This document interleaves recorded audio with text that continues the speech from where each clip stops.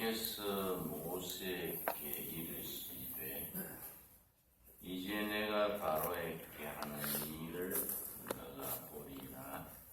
강한 손으로 말미암아 바로가 그들을 보내리라. 강한 손으로 말미암아 바로가 그들을 그의 땅에서 쫓아내리라. 하나님이 모세에게 말씀하시되 나는 여호와이니라. 내가 아브라함과 이삭과 야곱에게 전능의 하나님으로 나타났으나 나의 이름을 여호와로는 그들에게 알리지 아니하였고 가나안 땅 곧 그들이 거류하는 땅을 그들에게 주기로 그들과 언약하였더니 이제 애굽 사람이 종으로 삼은 이스라엘 자손의 신음소리를 내가 듣고 나의 언약을 기억하노라. 그러므로 이스라엘 자손에게 말하기를 나는 여호와라. 내가 애굽 사람의 무거운 짐 밑에서 너희를 빼내며 그들의 노역에서 너희를 건지며 편팔과 여러 큰 심판들로 너희를 속량하여 너희를 내 백성으로 삼고 나는 너희의 하나님이 되리니 나는 애굽 사람의 무거운 짐 밑에서 너희를 빼낸 너희의 하나님 여호와인 줄 너희가 알리라. 내가 아브라함과 이삭과 야곱에게 주기로 맹세한 땅으로 너희를 인도하고 그 땅을 너희에게 주어 기업을 삼게 하리라. 나는 여호와라 하셨다 하라. 하나님께서 모세에게 내 백성을 인도하라. 그 말씀을 따라 모세가 백성들에게 가서 하나님의 명을 수행하는데 6장 말씀에서 그들이 마지막 날 저녁 6월절입니다. 6월절인 우리로 말하면 광복절과 같은 날입니다. 지금 또 이스라엘 사람들은 6월절 절기를 민족의 절기로 지킵니다.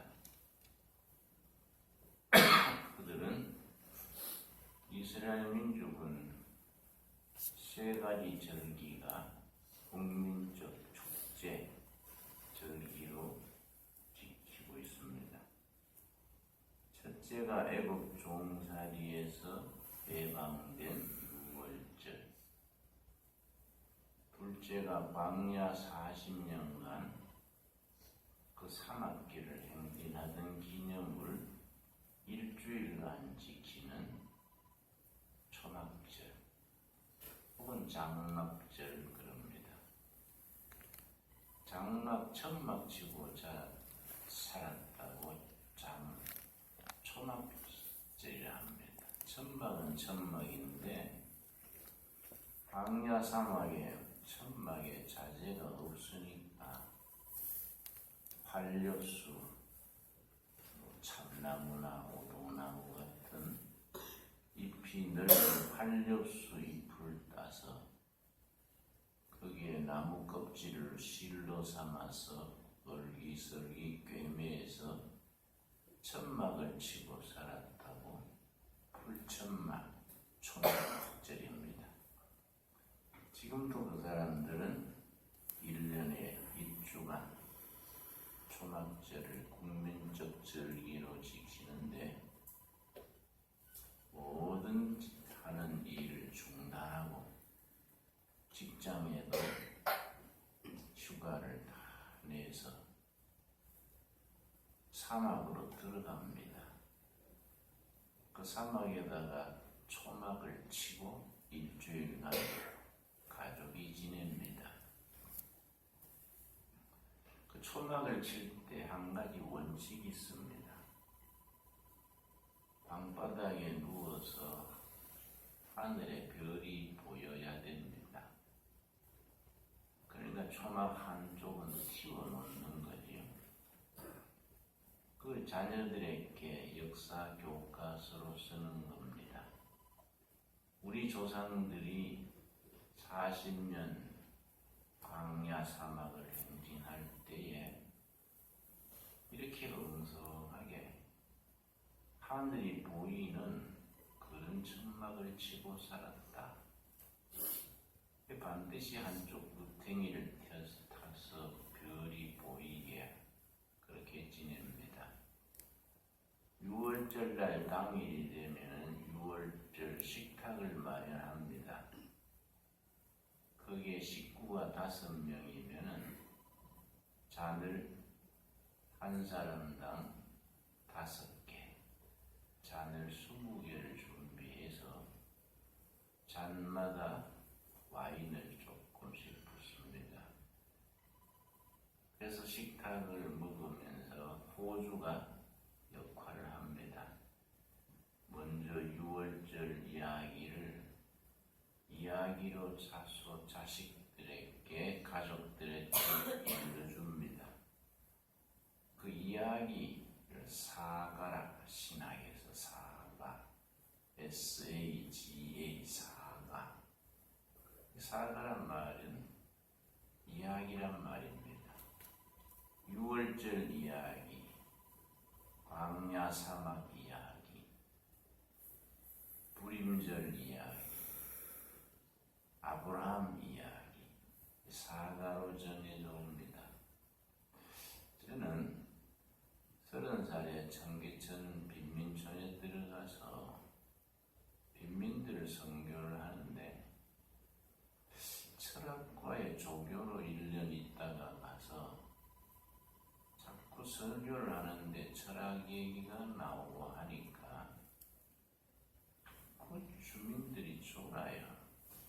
껌파리 하던 사람, 넉마리 하던 사람, 딱왕장사 이런 사람들이 교인인데 설교만 시작하면 졸곤해서 한 6개월 친해진 뒤에 나무랬습니다. 여러분, 대배당이 여간바인 줄 아요. 왜 오면 졸기만 하는 거요? 헌금 몇십 원 낸기 뭐 여간비 낸기요? 내가 그랬더니 앞에 앉아서 졸던 할머니가 말을 알아듣고서는 나를 쳐다보고서는 그래요. 아이고 젊은 사람이 딱하시오. 그 할머니 내가 뭐이 딱해요?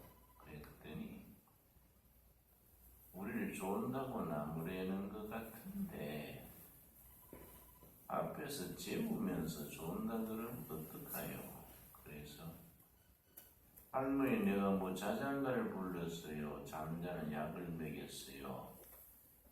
왜 재운다 하요? 그랬더니 재우는 게 아니고요. 도대체 무슨 소린지 알아듣게 해야지. 방언이 따로 있는 게 아니라요. 못 알아듣는 소리로 그래 해서하면 싫어. 좋은다고 그러면 그것도 앉아있는 걸 고맙게 생각하지. 그럼 집에 가서 자야 것이요? 뭐 할머니가 대놓고 그 얘기해서 나 상당히 도전을 받았습니다. 그날 저녁에 내가 곰곰이 생각을 했는데 그 할머니 말이 그게 맞는 말이다. 설교하는 것이 알아듣게 해야지. 뭐 대도 안 한 개똥철학을 해놓고 뭐 껌파리 하는 사람들 앞에 칸트가 말하기를 뭐 칸트가 무슨 독일 귀신인지 불란서 도깨비인지 누가 알겠냐. 이건 이 사람들 알아듣게 해야 되는 거이다.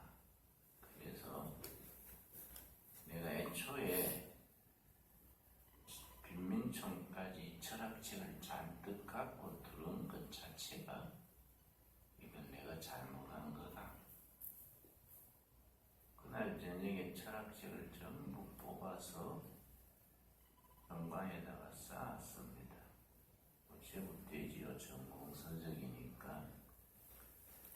다음날 아침에 엿장사가 지나가는데 손수레에다가 엿판을 놓고 쩔렁쩔렁 울리는 가위가 있습니다. 가위를 쩔렁쩔렁 울리면서 빈민촌 좁은 골목을 지나가는데 내가 그 사람을 불렀어요. 아저씨, 내 이 책 이거 가져가고 거기 엿을 주세요. 이 책을 이리 보더니 많으니까 오늘 가져온 거는 부족하건데요. 우리 하루 3판씩 다 나오는데 책은 먼저 가져가고 오늘 3판 드리고 내일 나오는 3판 또 갖다 드릴게요. 그러더라고요. 아니요. 오늘 3판을 끝냅시다. 내가 가지고 뭐 돈 받으려는 게 아니라 정리하려는 기니까 이 다 실어가고 오늘 가져온 거 주세요. 그랬더니 이제 엿새 판을 내가 받은 게 오늘 잡수고 내일 와서 파는 가져가겠습니다. 그래요. 동네 아이들 오전에 다 불러서 전부 갈라 먹었는데 동네 아이들이 그날 왼종일 엿먹은 거예요. 엿이란 것이 먹으면 입에 부여의 가루가 붙어요. 동네 아이들이 전부 입이 부여해가지고 엿들고 다니면서 엿먹으니까 동네 사람들이 어디서 엿이나 가지고 온 동네 아이들이 엿먹냐. 아주 그날 아주 축제지요. 그 다음에는 내가 앉아서 무슨 책 보지 아니하고 낮에 교인들 일터로 따라다녔습니다. 사과장 사는 데 가서 옆에서 도와주는 거예요. 손수레에다가 사과를 놓고 길가에서 대구능금 10개에 1,000원, 1,000원을 다 받느냐? 그거 700원 뭐 이러고 나도 옆에서 바람 잡아주고 돈 받아서 거스름 돈 내주고 그 사람들 하는 말 그대로 하는 거야.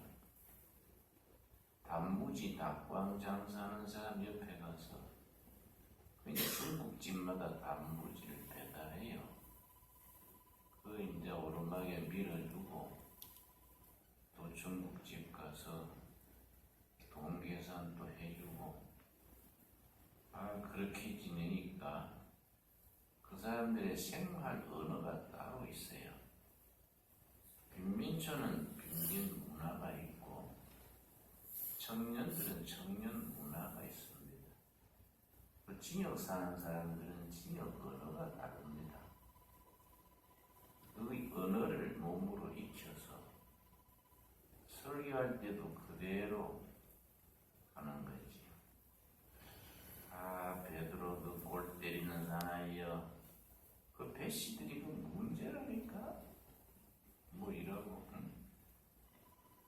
그대로 설교할 때 하니까요. 좋은 사람도 없고, 헌금도 더 나오고, 그래서 설교라는 것은 듣는 사람의 수준에 맞춰서 하는 기다. 이 사람들은 쉬운 이야기로 하니까 경상도말로 이바구야. 이바구 설교가 이게 좋은 기구나. 그래서 이야기 설교를 내가 이제 하게 됐습니다. 세월이 지나서 보니까 세계적인 첨단 설교가 다 이야기 설교예요. 스토리텔링. 신학교에 가가지고 신학교 후배들한테 이야기식 설교를 했더니 설교학 교수가 나를 특별히 불러서 목사님, 그 스토리텔링 설교가 세계적인 첨단 설교인 줄 알고 계세요? 그래서 야이사는 교수님, 내가 그냥 민촌에서 거기 맞춰서 하면서 몸으로 배운 거지 뭐 세계적인 건 내가 어떻게 알겠어요? 그랬더니 설교학 교수가 그래요. 목사님, 전 세계 설교의 거의 첨단입니다. 지금 스토리텔링 프리칭을 사가란 사가. 그러니까 사가란 말을 들었어요. 이야기식 설교. 그런데 성경의 역사를 살펴보면 성경이 쓰여진 것이 처음부터 문자화된 게 아니고 아버지가 아들에게, 할아버지가 손자에게 이야기에서 이야기로 전해진 거지요. 출애굽 이야기가 이야기로 6월절 식탁에 차려지면 포도주 잔을 식구별로 5잔씩 놓습니다. 그리고 아버지가 식사를 하면서 조상들의 6월절 경험을 이야기로 전합니다. 그래서 6장 2첫 부분이 그 부분이지요. 6장 2절. 출애굽기 6장 2절. 하나님이 모세에게 말씀하여 이르시되 나는 여호와니라. 내가 아브라함과 이삭과 야곱에게 전능의 하나님으로 나타났으나 전능하신 하나님, 히브리어는 엘사다이, 전능하신 하나님, 마이티가, 전능하신 하나님, 엘사다이 하나님이 아브라함에게, 이삭에게, 야곱에게 나타나신 전능하신 하나님. 그 얘기를 하고 4절. 가나안 땅 곧 그들이 거류하는 땅을 그들에게 주기로 그들과 언약하였더니 6절 말씀. 그러므로 이스라엘 자손에게 말하기를 나는 여호와라. 내가 애굽 사람의 무거운 짐 밑에서 너희를 빼냈다. 그러면 자녀들이 빼냈다 같이 복창하는 것. 그러면서 첫째 잔을 마시는 겁니다. 애굽 사람의 무거운 짐 밑에서 너희를 빼냈다. 식구들이 빼냈다. 한 잔 마시고 그들의 노역에서 너희를 건지며 두 번째 건지며 두 번째 잔을 마시는 것. 뭐 애들은 조금씩 다르지요. 조금씩. 그러고선 잔을 들고 같이 건지며 편팔과 여러 큰 심판들로서 너희를 속량하여. 속량하여는 노예 생활하는 사람을 값을 치르고 구해낸다. 대신 값을 치렀다. 속량이죠. 속량. 속량하여 세 번째. 속량하다가 영어로 리디임인데 리디임. 명사는 리뎀션. 속량. 신약에 가면은 에베소서 1장 7절에 가면 그리스도께서 피로 값주고 너희를 구속했다. 구속, 속량이 리뎀션. 구약에서는 종살이에서 값을 치르고 빼낸 거예요. 팔렸던 땅을 돈을 주고 되찾는 것이 리뎀션이에요. 신약에 가면 예수님이 십자가에 피를 치르고 우리를 구해낸 게 리뎀션이에요. 속량하여, 그것도 식구들이 속량하여 셋째 잔을 마시는 거예요. 7절. 너희를 내 다 네 번째 내 백성으로 삼으셨다. 네 번째 잔을 마십니다. 그럼 한 잔 남아있지요. 그거는 언젠가 오실 메시아를 위한 잔이라, 그리스도를 위한 잔이라. 언젠가 우리를 구원하려고 메시아가 오시는데 메시아를 위해서 준비된 잔이, 그들의 생활 속에 메시아 그리스도를 기다리는 신앙이 그들의 관습, 문화, 전통 속에서 이어져 내려온 겁니다. 유대인들은 지금 또 메시아가 안 왔다고 믿으니까 우리는 그리스도가 예수님이 메시아라는 거이고, 이슬람교는 마호메트가 메시아라는 거지. 그게 다른 거지요. 구약 성경은 같이 믿는데 그게 다 차이점이지. 유대인들은 지금 또 6월절 식탁에서 5번째 잔은 그냥 비워두는 거예요. 언젠가 메시아가 오셔서 마실 잔이다. 이게 그들의 밥상머리 교육이에요. 밥상머리.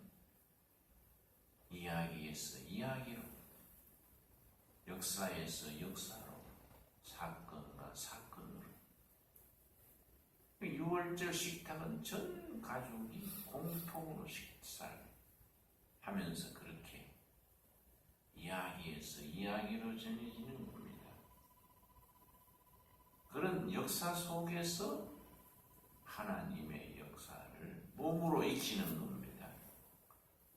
그러니까 그 교육이 구체적이고 몸으로 익히는 것이, 우리는 크리스찬 가정에서 이런 것을 우리가 본받을 필요가 있지.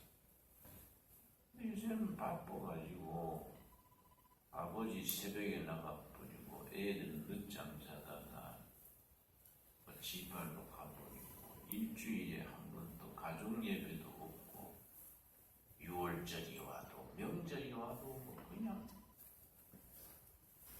지나가니까 그 삶 속에 복음의 사가가, 성경의 그 후속의 이야기가 마음에 심어지질 못하지요. 우리가 신앙의 가정에서 생생한 구원의 역사가 밥상머리에서, 침대머리에서, 부자간의 모녀간의 이야기 속에서 구원 이야기가 전해지고 전해질 수 있게 되기를 바랍니다. 이런 것들이 신앙생활에 중요한 겁니다. 우리가 이 출애굽기 6장의 이 말씀, 6월절 식탁에 대한 전통으로 받아들인 유대인의 그 관습, 이런 걸 배울 만하지요.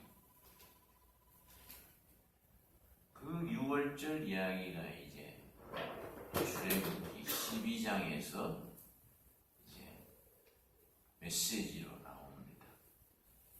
내일 아침에는 출애굽기 12장에서 6월절이 그 사건 속에서 어떻게 펼쳐지는가 내일 아침에 읽도록 하겠습니다. 기도하겠습니다. 또 한 주간을 주시고 주님 모시고 은혜로 한 주간을 살게 하셔서 감사합니다. 구원의 이야기, 복음의 사건이 날마다 삶 속에서 이루어지게 하여 주시옵시며 온 가족이, 부모, 자녀, 사람들이 하나님이 우리를 위해서 이루신 구원 스토리, 구원의 이야기가 가슴에서 가슴으로 이어져 가게 하여 주시옵소서. 하나님께서 우리를 죄와 죽음의 종로로서 빼내시고